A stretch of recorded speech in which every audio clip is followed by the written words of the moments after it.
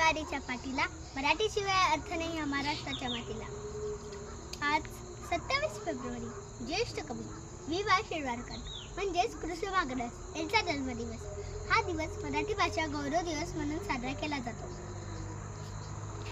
ज्ञानेश्वरांनी लिहिली ज्ञानेश्वरी, ज्ञानेश्वरांनी लिहिली ज्ञानेश्वरी, तुकोबांनी रचले गाथा, संपूर्ण झाले ही माझी मराठी भाषा.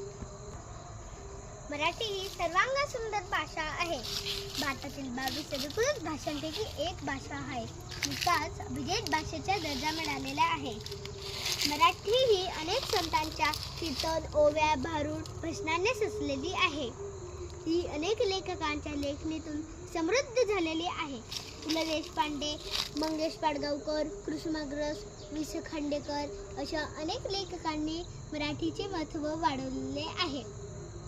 ज्ञानदेवांनी रुजवली ती भाषा मराठी, ज्ञानदेवांनी रुजवली ती भाषा मराठी, शिवरायांनी टिकवली ती संस्कृती मराठी. आमची माय बोली, आमचा अभिमान मराठी. देवनागरी लिपीत लिहिल्या जाणाऱ्या मराठी भाषेला शिवाजी महाराजांनी राजश्रय दिला होता.